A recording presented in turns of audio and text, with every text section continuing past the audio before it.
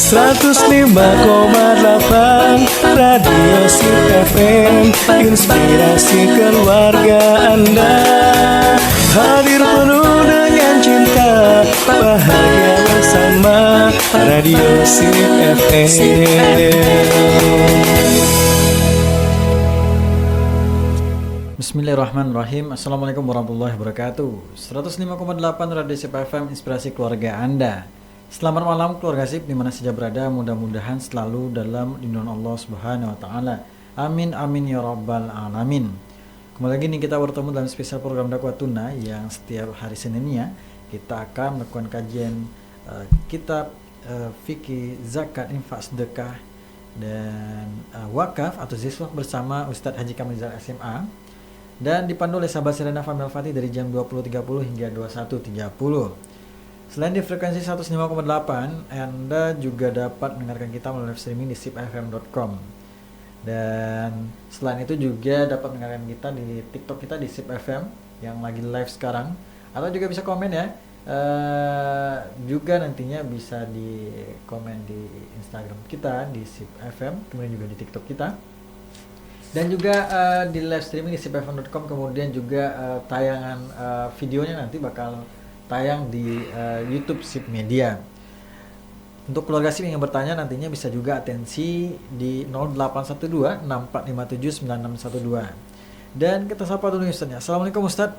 Waalaikumsalam warahmatullahi wabarakatuh. Gimana kabarnya malam hari ini Ustaz? Alhamdulillah. Alhamdulillah. Ustaz, ini sudah beberapa lama ya sudah kita tidak berjumpa dengan Ustadz dan keluarga Sip pasti penasaran nih apa review pembahasan kita sebelumnya dan juga apa yang akan kita bahas pada malam ini ya. Kita persilakan pada Ustadz untuk memulai kajiannya. Silakan Ustadz. Baik, terima kasih. Assalamualaikum warahmatullahi wabarakatuh. Waalaikumsalam. Alhamdulillahirabbil alamin wassalatu wassalamu ala asyrafil anbiya'i wal mursalin wa ala alihi wa sahbihi ajma'in. Ya Rabbana lakal hamdu kama yanbaghi li jalali wajhikal karim wa 'azimi sultanik. Bapak Ibu kaum muslimin yang Allah muliakan, kembali kita bersyukur. Kita selalu bersyukur, memperbanyak kesyukuran. Alhamdulillahirabbil alamin atas segala hal, atas setiap keadaan. Karena kita yakin Allah Maha Pengasih, Allah Maha Penyayang, Allah Maha Baik. Dan di antara kasih sayang Allah adalah ketika kita Allah mudahkan untuk menambah ilmu, meningkatkan iman, memperbanyak amal. Dan kita insya Allah akan ada dalam konteks ketiganya, tambah ilmu. Yang ilmu itu insya Allah akan mempermudah kita untuk beramal, dan amal insya Allah akan meningkatkan iman kita. Karena itu alhamdulillah atas majelis ilmu yang bisa kita ikuti. Alhamdulillah atas setiap kesempatan menambah pemahaman terhadap agama yang kita jalani. Salawat salam untuk Nabi kita Nabi Muhammad sallallahu alaihi wasallam. Kecintaan kita pada beliau mesti kita terus tanam, untuk pupuk sehingga dia subur, merindu, dan kemudian kita bersemangat untuk mengerjakan apapun yang beliau sukai, yang beliau perintahkan, sunnah-sunnah yang beliau wariskan. Dan dengan itu kita layak untuk bersama dengannya nanti di surga, amin ya rabbal alamin.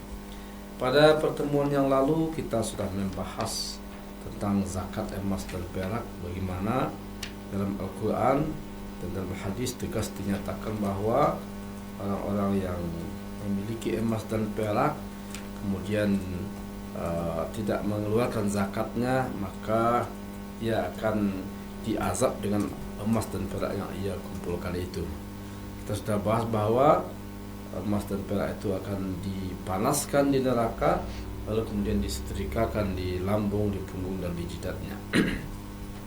Kita juga sudah bahas waktu itu bahwa emas dan perak di zaman dahulu itu juga identik dengan uang, karena memang uang zaman dulu adalah dalam bentuk emas dinar dan dalam bentuk perak atau dirham. Sehingga dalam kategori dan konteks zakat emas dan perak juga sekaligus masuk zakat uang atau zakat mata uang. Tinggal sekarang kita ada sedikit yang juga terkait dengan zakat emas dan perak itu.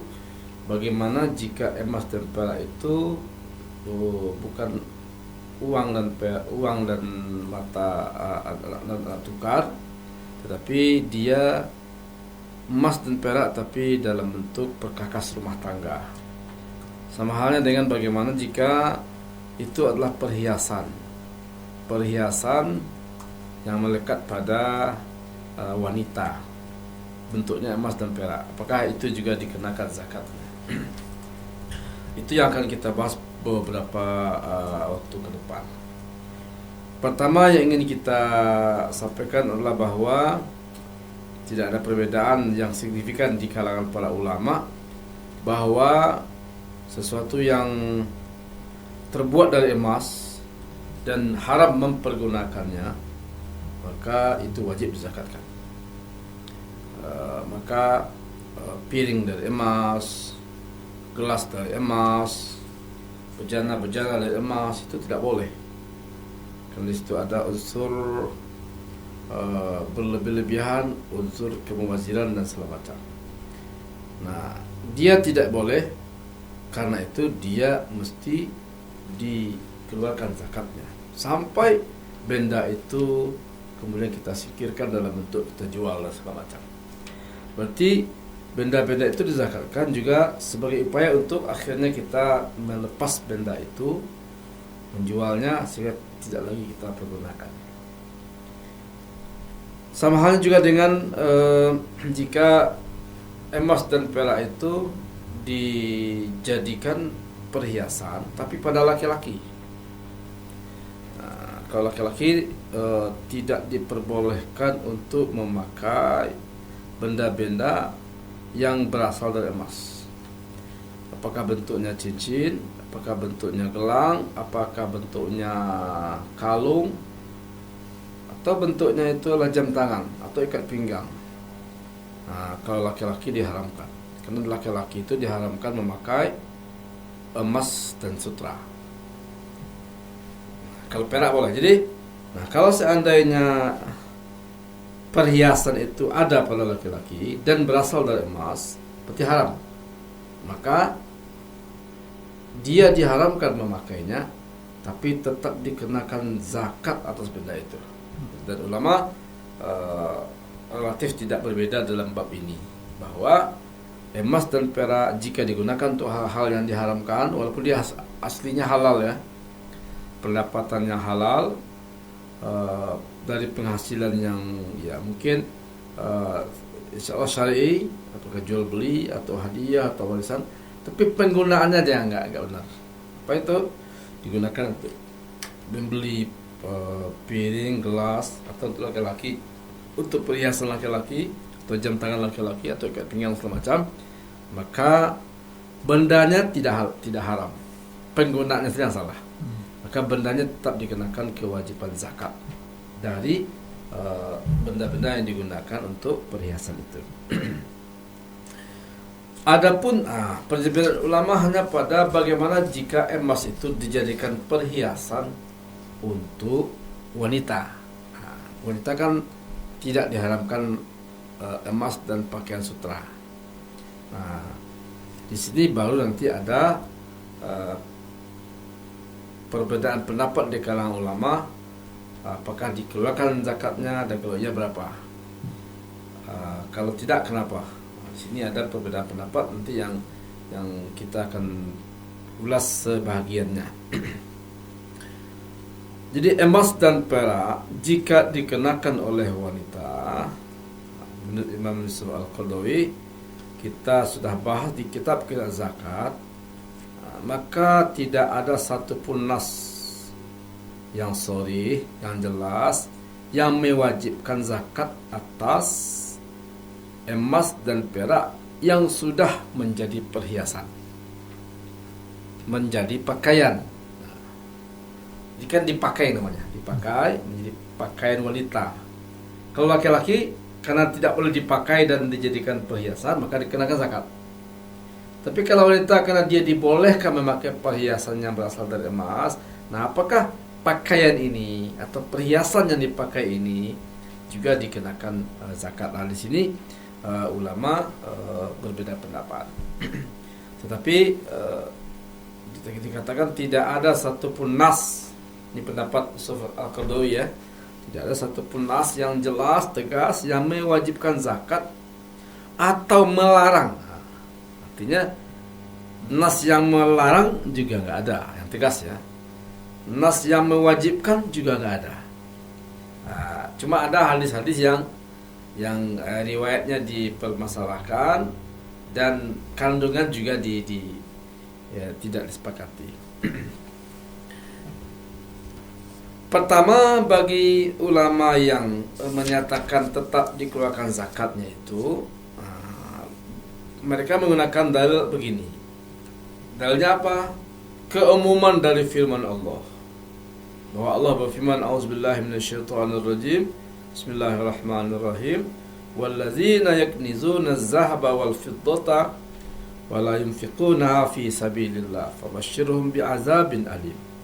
Orang-orang yang menumpuk, yaknizuna itu menyimpan, mengumpulkan, mengkoleksi emas dan perak, dan ia tidak keluarkan infaknya fi sabilillah karena Allah, di jalan Allah, tidak keluarkan zakatnya, fabashshirhum bi'adzabin alim, beri mereka kabar gembira dengan azab yang pedih. Sampaikan kepada mereka bahwa mereka akan diazab dengan azab yang pedih. Jadi ayat ini umum sifatnya, tidak menjelaskan emas itu apakah untuk perhiasan, apakah emas untuk uang, atau untuk perkakas rumah tangga, atau untuk peralatan-peralatan tertentu. Tidak ada penjelasan di situ. Maka ayat yang menyatakan bahwa yang tidak menzakatkan emas dan perak itu berlaku umum. Sebagaimana wajib zakat dan diancam dengan neraka atau azab yang tidak berzakat jika dia tidak menzakatkan uang emas dan uang perak, seperti itu juga kewajiban yang sama berlaku pada piring emas dan piring perak, atau perhiasan emas dan perhiasan perak. Ini yang menjadi landasan pertama dari kelompok yang menyatakan pokoknya emas, pokoknya perak, untuk apapun penggunaannya, apakah dia mata uang atau perhiasan, dikeluarkan zakatnya. Ini argumentasi mereka. Yang kedua, memang secara umum Nabi ketika menjelaskan zakat emas ini tidak memberikan penjelasan yang rinci. Seperti ketika beliau menyatakan, "Ma min sahibi zahabin la yuaddi zakatahu." Jadi ketika Nabi menceritakan, tidaklah seorang yang memiliki emas dan ia tidak mengeluarkan zakat, yang melainkan dia akan diazab. Hadis ini kan juga umum sifatnya. Tidak ada perbedaan itu emas kalau uang, tapi kalau perhiasan enggak ada keterangan di situ. Nah, juga hadis-hadis yang lain yang dari sini para ulama melihat bahwa perhiasan yang dipakai oleh wanita, jika itu berupa emas, juga dizakatkan. Seperti hadis yang diriwayatkan dari Amr bin Shu'aib, dari ayahnya, dari kakeknya, bahwa seorang wanita atat Rasulullah SAW, pernah datang menemui Rasulullah, wa ma'aha ibnatun laha, dan wanita itu bawa anak, seorang anak perempuan. Nah, wa fi yadi ibnatiha miskatani aswiratan. Jadi wanita ini datang menemui Rasulullah dan dia bawa anak itu memakai 2 gelang emas. Dari emas. Faqala, Nabi bertanya, "Atu'tina zakat hadza?" Ini sudah zakat kan belum? Apakah engkau mengeluarkan zakat ini? Qalat, wanita itu menjawab, "La." Tidak ya Rasulullah. Qala, Nabi bersabda, "Ayasurruka an yusawwirakallahu bihima yaumal qiyamah siwaraini binar." Apakah kamu suka nanti 2 gelang emas inilah yang menyebabkan kamu akan diberi 2 gelang dari neraka? Maka wanita itu mencopot gelang yang ada di tangan anaknya itu, lalu memberikan, "Ya Rasulullah, 2 gelang ini aku sedekahkan untuk Allah dan Rasulnya." Berarti kan hadis ini ketika Rasulullah menyatakan itu, dipahami bahwa gelang emas dizakatkan. Juga sebuah riwayat dari Imam Daruqutni wal Hakim wal Baihaqi dari Aisyah, bahwa Aisyah bercerita, dakhala alayya Rasulullah sallallahu alaihi wasallam. Jadi Rasulullah pernah masuk, datang menemuiku, dan aku sedang memakai perhiasan emas. Lalu Rasulullah bertanya, "Ma haza ya Aisyah?" Ini apa ini Aisyah? Faqalat, "Sana'tuhunna atazayyanu laka." Ini aku memang bikin perhiasan ini dari emas karena aku ingin berhias untukmu. Apa kata Rasulullah? Atu'addina zakatahun. Kau sudah mengeluarkan zakatnya belum? Qalat la, belum. Au masya Allah, qala hu hasbuka minan nar. Ini sudah bisa menjerumuskan kamu ke dalam neraka. Di ceritanya Aisyah memakai cincin besar ya, cincin besar, yaitu untuk perhiasan dari emas. Dan Aisyah mengatakan cincin ini sengaja ia bikin untuk berhias bagi Nabi. Kemudian juga ada riwayat lain dari Ummu Salmah.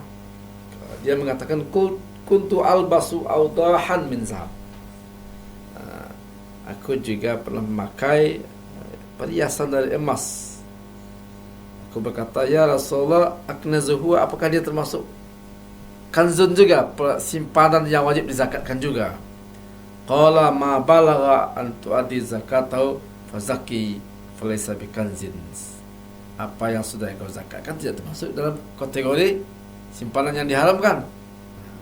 Artinya apa?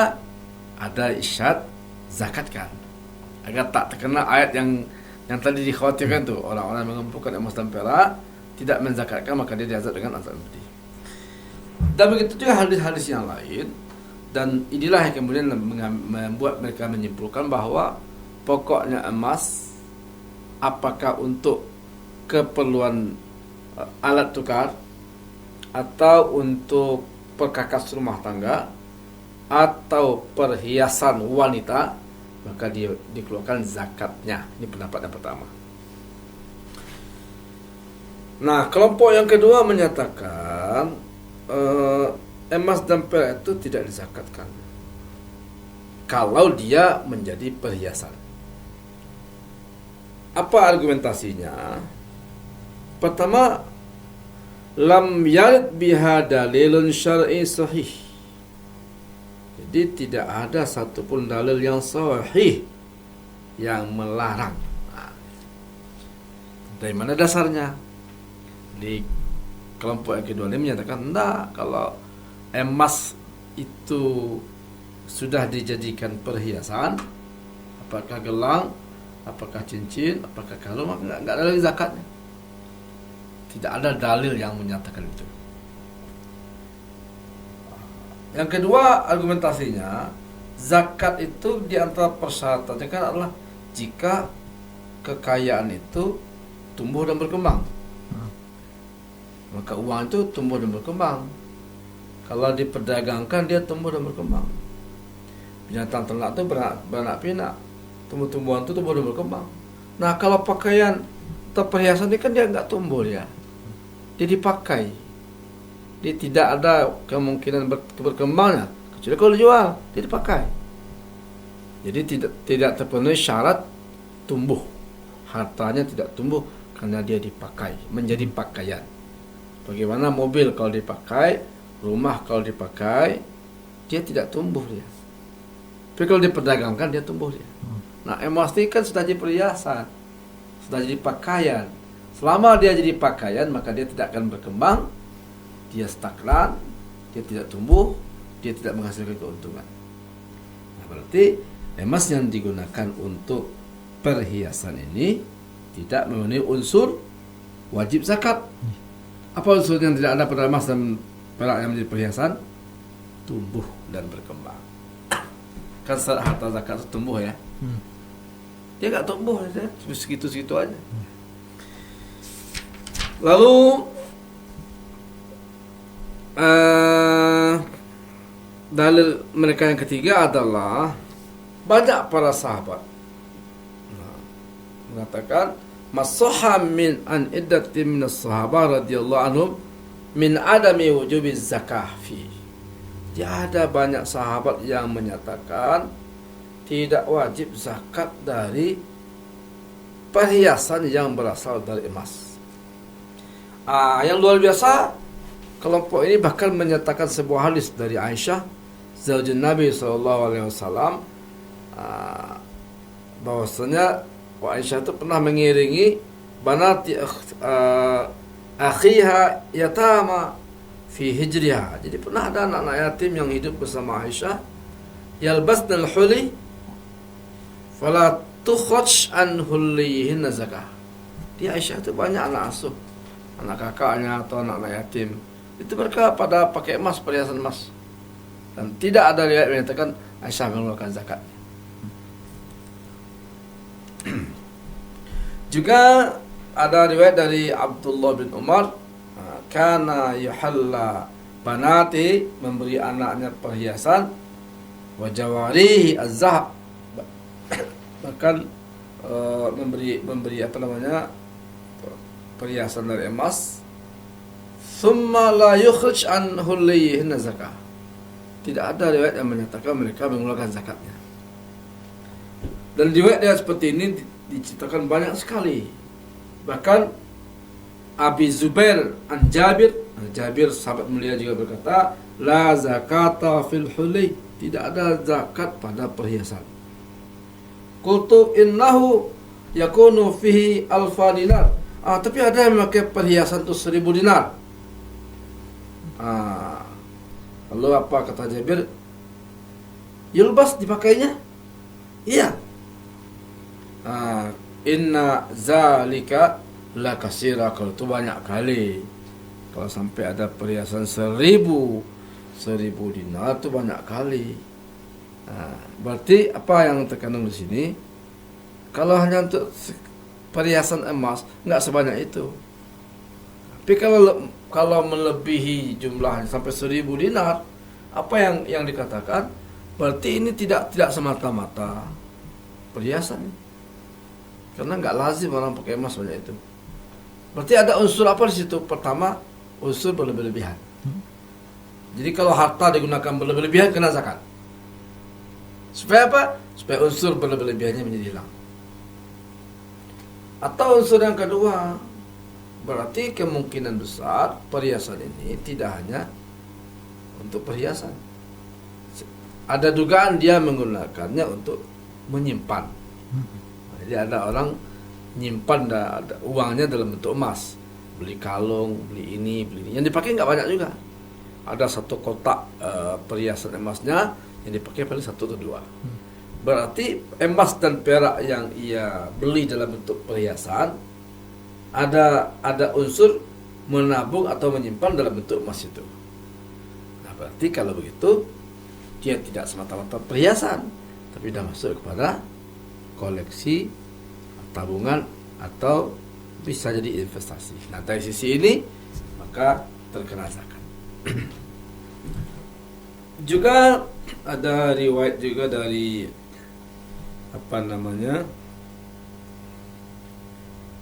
Abi Zubair dari Jabir dari Nabi SAW, laisa fil hulli zakah, tidak ada zakat pada perhiasan. Kalau yang tadi itu hadisnya bahkan mengatakan keluarkan zakat perhiasan semacam. Dan karena itu maka ada sebuah hadis juga dari Rasulullah SAW, ya ma'syarun nisa tasaddaqna walau min hullikunna, wahai para wanita, berzakatlah, bersedekahlah kalian walau dari perhiasan. Nah, artinya apa? Kalau sedekah itu kan lain. Nah, sedekah itu kan sebenarnya siapa yang mau, siapa yang suka. Jadi kenapa Nabi katakan sedekah? Walaupun, jadi artinya jangan sampai kalian nggak bersedekah kalau nggak ada uang. Apa yang ada? Kalau nggak ada ya perhiasan sedekahkan. Nah, tapi apa yang mana yang diambil dari sisi itu? Berarti dia nggak wajib zakat, tapi dianjurkan sedekah. Kalau zakat kan tidak ada kalimat walaunya, tidak ada pilihan. Kalau itu kan pilihan. Bersedekahlah kalian walaupun kalian bersedekah dengan perhiasan. Nah, kalimat walaupun ini berarti dia nggak wajib sebenarnya. Cuma kalau nggak punya ini, jangan sampai nggak bersedekah. Kalau nggak ada apa-apa ya emas yang ada di tangan kalian sudah sedekahkan. Berarti hanya sifatnya anjuran. Tidak ada kewajiban di sini. Kalau wajib kan tegas dia. Keluarkan zakat emas perhiasan kalian. Tapi ini nggak, bersedekahlah kalian. Walaupun terpaksa kalian tidak punya apa-apa selain dari perhiasan yang sedekahkan itu. Nah, jadi tidak ada zakat pada perhiasan. Itu pemahaman yang diambil dari hadis ini. Bapak Ibu yang Allah muliakan, atau rekan kaum muslimin dan muslimat yang mulia, berarti ada dasar bagi yang mewajibkan zakat perhiasan, juga ada landasan dan argumentasi bagi yang tidak mewajibkan. Nah, kalau itu maka bagaimana kita mengambil kesimpulannya? Pertama, kita ambil yang disepakati dulu. Semua ulama sepakat bahwa emas dan perak jika digunakan untuk perhiasan bagi laki-laki, yang aslinya laki-laki tidak boleh menggunakan emas, maka wajib keluarkan zakatnya. Perkakas-perkakas rumah tangga yang dibikin dari emas wajib dikeluarkan zakatnya. Apalagi ada orang bikin dinding dari emas semua, artinya itulah ada unsur berlebihannya. Apalagi porselen dari emas, itu ada unsur berlebihan, ada unsur israfnya, maka dikeluarkan zakat. Sepakat itu. Yang laki-laki juga sepakat. Yang diposisikan nanti bagaimana jika perhiasan itu dipakai oleh wanita. Tadi sudah kita jelaskan tadi. Nah, maka bisa kita ambil katakanlah semacam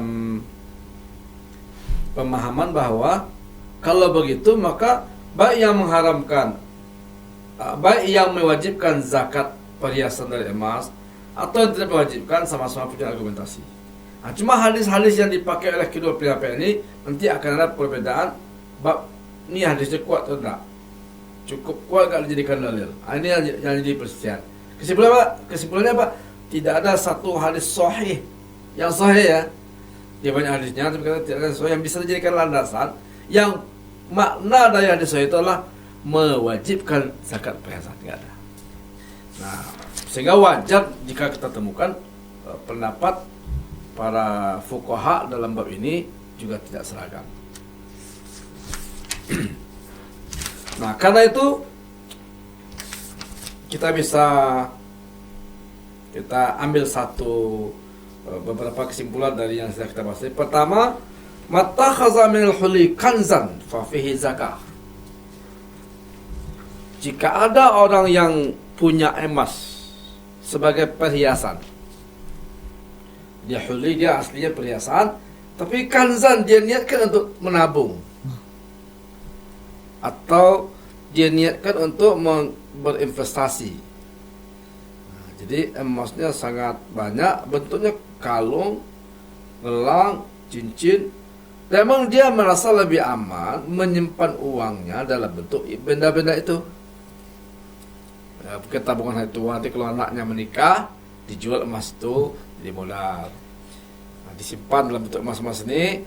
Nanti kalau butuh untuk sekolah anaknya dijual. Nah, jadi kalau ada orang punya apakah cincin, apakah gelang, apakah kalung, dia aslinya perhiasan sebenarnya. Tapi orang yang membeli ini niatnya tidak semata-mata perhiasan, niatnya juga untuk kanzan, untuk menabung, untuk katakanlah untuk jaga-jaga jika nanti suatu saat butuh. Nah, yang seperti ini dikeluarkan zakatnya. Dikatakan matukhidha min huli kanzan fa fi az-zakah. Jika perhiasan itu yang berasal dari emas itu digunakan dengan niat untuk iddikhar atau al-kanz untuk tabungan, untuk investasi, maka dikenakan zakatnya. Itu kesimpulan yang pertama. Yang kedua, majawaza al-mu'tada min al-huli fa fihi zakah. Emas dan perak atau yang sudah dijadikan perhiasan, di dia emas dan perak, tapi bukan lagi apa sudah perhiasan ya, dipakai, tapi jawaza al-mu'tad, tapi melebihi batas yang lazim. Kalau al-mu'tad dia tergantung kepada daerahnya. Ustaz, saya beli kalung untuk perhiasan. Kira-kira berapa gram wajarnya kalung sebagai perhiasan? Apakah ada orang yang punya kalung, niatnya perhiasan, totalnya itu sampai 1000 emas sebenarnya. Itu gak lazim itu. Kalau dia punya kalung 5 emas, 10 emas masih masuk akal. Tapi 1000 emas, 1000 emas kan sekitar berapa tuh? 2M lebih. Melebihi kepantasan, kepantasannya sangat relatif sifatnya. Dia akan dipulangkan pada kondisi dan tempat di mana kasusnya terjadi. Kalau untuk kita di negeri kita, berapa wajarnya perhiasan itu nilainya? Berapa wajarnya ya? Kalau untuk di Saudi mungkin beda lagi. Mereka negara kaya aja, biasa aja orang punya kalung emas punya 100 atau apa.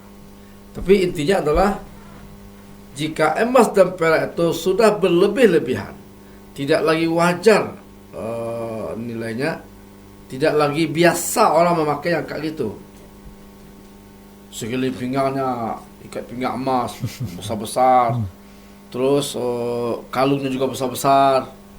Apakah ini memang semata-mata perhiasan atau ada unsur berlebih-lebihan membanggakan di segala macam? Ada unsur kesombongan. Nah, kalau sudah masuk unsur-unsur itu, kenakan zakat. Di zakat itu juga sebagai terapi agar kita tidak berbangga-bangga, tidak berlebih-lebihan, tidak mubazir. Kalau untuk berhias, kalau apalagi perhiasan wanita itu perhiasannya untuk suami. Kan tidak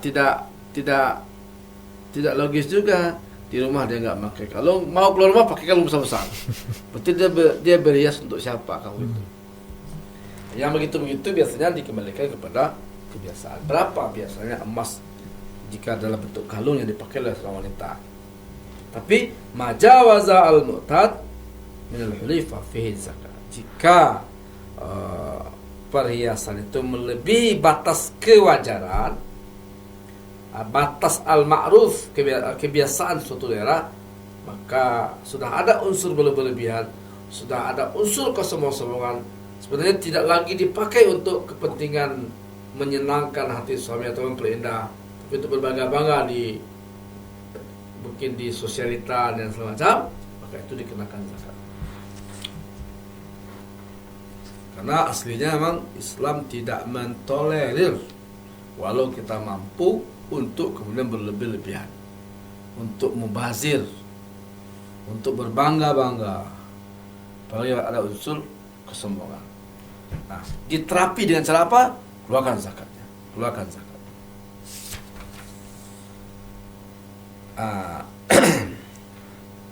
Jadi yang selanjutnya, jika ada emas sudah menjadi perhiasan, nah zakatnya diambilkan dari mana? Kalau emas itu kan beratnya umpamanya kan kita katakan kemarin sekian gram. Tapi kalau udah dibentuk menjadi perhiasan, beratnya segitu tapi nilainya udah lebih tinggi. Nah, jadi kalau umpamanya emas itu 2,5 gram. 2,5 gram itu kalau 1 gram emas kan berapa nilainya? 1 gram emas katakanlah 1 juta. Berarti 1 emas 2,5 gram berarti 2,5 juta. Tapi ada emas beratnya 2,5 gram. Tapi setelah dibentuk menjadi perhiasan yang cantik dan unik, bisa jadi nilainya melebihi beratnya. Kalau biasanya kalau emas seberat ini, nilainya cuma 2,5 juta. Tapi karena perhiasannya unik dan dibikin rupa, berat emasnya cuma 2,5 gram, tapi nilainya 100 juta. Makanya dipatokkan dalam zakat adalah 100 juta.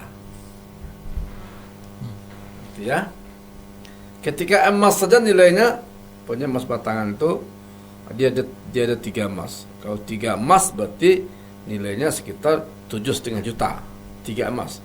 Tapi ketika emas yang beratnya 3 emas ini dibentuk menjadi perhiasan yang sangat unik oleh tenaga yang terampil, ternyata nilainya menjadi 100 juta.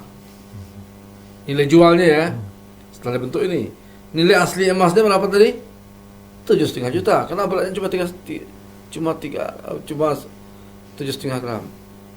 Beratnya, tapi nilainya karena sudah dibentuk oleh keahlian tertentu, nilainya lebih tinggi. Maka yang dipatokan dalam mengeluarkan zakat lah nilai benda itu, bukan harga emasnya. Sama kayak besi. Besi itu jelas nggak bernilai. Tapi kalau dia sudah bentuk menjadi pisau, maka harganya tinggi. Makanya jadi patokanlah harga. Nah, emas, kalau emas batangan itu katakanlah, kalau emas ini nilainya hanya 100 juta. Tapi emas batangan ketika dibentuk menjadi kunci atau apa gitu, sehingga harga menjadi 1 miliar, maka zakatnya dikeluarkan dari 1 miliar. Harga perhiasannya, bukan harga emasnya. Jadi sangat mungkin saja terjadi ada emas, kalau dari sisi emasnya nilainya segini, tapi setelah dia jadi perhiasan nilainya berlipat ganda karena keunikan dan kecantikannya, maka zakat dikeluarkan dari perhiasan itu, dari nilai perhiasan, bukan dari nilai emasnya. Nah begitu. Jadi Bapak Allah muliakan, tinggal kita periksa saja, kita ada emas enggak. Kalau bapak-bapak punya emas, ya kalau berdasarkan hadis Nabi, ya suka copot. Ya, kita kan masih menemukan ya kaum muslimin yang laki-laki memakai gelang emas atau kalung emas, cincin emas, jam tangan emas, ikat pinggang emas. Langkah pertama adalah copot. Langkah kedua, keluarkan zakatnya. Nah, jadi kalau laki-laki, karena dia asli tidak boleh pakai perhiasan dari emas, ya udah keluarkan zakatnya. Tentu ulama sepakat itu. Kalau perempuan, punya gelang, punya kalung, boleh kalau perempuan. Tapi berapa batas wajarnya? Nah, kalau melebihi batas wajar, keluarkan zakatnya. Kalau dia punya emas dan perak sangat banyak, tapi nggak dipakai semuanya, yang dipakai masih wajar, masih normal lah. Itu yang lain tuh disimpan sebagai cadangan, jaga-jaga, keluarkan zakatnya. Jadi di luar yang dipakai, kalau dia punya cincin 3 dipakai cuma 1, kalungnya 10 dipakainya 1, subangnya antinya ada 30 yang dipakainya 1. Yang dipakai tidak zakatkan, tapi yang disimpan di kotak zakatkan. Disimpan di berangkas, dikeluarkan zakatnya. Jadi kesimpulan. Lalu masuk kita kepada apa syaratnya? Syaratnya kalau emas ini syaratnya sama saja sebenarnya. Pertama, melebihi nisab. Nisabnya kita tahu berapa kemarin? 85 gram emas. Itu nisab. Yang kedua, haul. Jadi emas itu, perhiasan itu yang dikenakan zakat itu, pertama kan dah tahu tuh ya, jika melebihi batas kewajaran, jika niatnya untuk simpanan semacam, telah sampai haulnya, artinya apa? Sudah 1 tahun. Tapi ini baru dapat 6 bulan ini, setahun. Kalau sudah 1 tahun, berarti sudah haul namanya, keluarkan zakat. Yang ketiga, al-faragh minad-dain, sama aja. Bahwa zakat kita keluarkan jika hutang sudah kita tunaikan. Jadi ini emas Ustaz memang saya simpan, saya jadikan. Kalau saya mau zakatkan, saya juga punya hutang nih. Oke. Hargai hutang itu, bayarkan hutangnya, sisanya masih sampai nisab enggak? Masih. Keluarkan zakatnya. Jadi emas saya itu kalau di total saat nilainya itu 100 juta. Cuma utang yang mesti saya bayar itu 50 juta. Berarti 1 juta kurang 50 juta, sisanya 50 juta. Enggak sampai nisab. Enggak, berarti enggak zakat. Hitung lah. Baik, jadi tidak boleh terjadi kita punya simpanan lalu kita zakatkan, utang enggak kita bayar, enggak boleh. Utang dulu bayar. Itu namanya al-faragh minad dain, itu zakat dikeluarkan manakala memang hutang sudah tunaikan. Tapi hutang seperti apa? Ini kan sudah kita bahas kemarin. Hutang yang sudah wajib dibayarkan atau jatuh tempo. Jadi kalau hutang-hutang emang temponya belum jatuh, hutangnya masih lama, itu berarti kewajiban tahun itu bukan tahun sekarang. Jadi kalau selesaikan dulu semua hutang-hutangnya, nggak apa juga kalau seandainya kita memang bertekad tahun ini bayar semua hutang, nggak apa. Tapi hutang nggak kita bayar dengan alasan belum jatuh tempo. Zakat nggak kita keluarkan dengan alasan masih ada hutangnya, nggak bisa. Kalau itu yang kita lakukan sampai kapanpun tidak ada orang berzakat. Kan orang kaya, Muslim terkaya di dunia pun punya hutangnya. Dengan alasan punya hutang dia nggak berzakat. Dengan alasan hutangnya belum jatuh tempo dia nggak bayar hutang. Terus uangnya kemana? Bertahun-tahun dinikmatinya, enggak begitu caranya. Jadi kalau seandainya kita belum bayar hutang kecuali yang jatuh tempo, maka hutang yang mengurangi zakat hanya hutangnya jatuh tempo. Jadi gitu ya, nggak bisa kita ambil enaknya. Saat saya belum berzakat dengan alasan belum punya hutang. Ya, oke, kalau itu belum masih punya hutang gitu ya. Oke, jadi kamu masih punya hutang ya. Sehingga saya tidak berzakat, belum berzakat. Oke. Kalau begitu, bayarkan hutangmu. Tapi belum jatuh tempo. Oh, nggak bisa begitu. Kalau belum jatuh tempo, berarti tidak kita keluarkan untuk bayar hutang, berarti tidak kita kurangi zakat dari hutang itu. Nah, dia hanya bisa jadikan alibi jika memang kita mau bayar hutang tahun ini. Kalau kita belum mau bayar hutang, berarti hutang itu tidak menjadi pengurang dari harta yang dizakatkan. Kita punya uang harta emas itu setelah kita nilainya 200 juta. Cuma kita punya hutang 100 juta nih. Kalau 100 juta punya hutang, apakah kita zakatkan dari 200 juta atau 1 juta setelah hutang dikeluarkan? Tergantung. Mau bayar hutang sekarang? Ya. Oke, keluarkan hutangnya, sisanya zakatkan. Tapi hutangnya belum mau dibayar sekarang, Ustaz. Masih lama. Oke, zakatkan 200 juta itu yang ada di tangan. Begitu. Nah. Terus yang terakhir ini sama saja, bahwa zakat itu dikeluarkan jika kebutuhan pokok sudah ditunaikan. Jadi memang syarat zakat, apakah zakat harta apapun, termasuk zakat emas itu dikeluarkan dengan syarat apa tadi? Dengan syarat kebutuhan pokok. Apa itu kebutuhan pokok? Perumahan, pakaian, kesehatan, termasuk pendidikan. Anak belum bayar SPP, ini juga belum bayar uang kuliah, ini juga belum bayar. Tunaikan itu dulu. Berapa nanti sisa jika masih mencukupi nisab baru kita keluarkan zakat. Begitu. Masya Allah, luar biasa sekali pembahasan kita ya, keluarga sip ya. Ini satu segmen ya, Ustaz, untuk bahas ini. Tapi kita akan kita akan break dulu sebentar, Ustaz. Ya. Setelah break kita akan tutup. Ini ada beberapa menit lagi kebersamaan kita. Dan kalau gitu kita keluarga sip, kita rehat sejenak ini. 105,8 Radio Sip FM, inspirasi keluarga Anda. Keluarga sip ya, tidak terasa kita sudah berada di penghujung spesial program dakwah tuna. Dan semoga apa yang sudah dibahas oleh Ustaz tadi dapat menambah keimanan kita kepada Allah, cinta kita kepada Islam, dan tentunya bermanfaat serta kita ambil ibrahnya untuk diaplikasikan dalam kehidupan sehari-hari kita. Terima kasih banyak Ustaz kedatangannya dan ilmunya pada malam hari ini berbagi kepada kita. Dan kalau gitu keluarga sip ya, Ustaz Haji Kamizah SMA dan juga sahabat Serena Fahmi Al-Fatih pamit dari spesial program dakwah tuna. Tapi jangan kemana-mana dulu nih, karena masih banyak program dan informasi menarik lainnya. Mohon maaf apabila ada salah kata. Subhanakallahumma wa bihamdika asyhadu an la ilaha illa anta astaghfiruka wa atubu ilaik. Wassalamualaikum warahmatullahi wabarakatuh.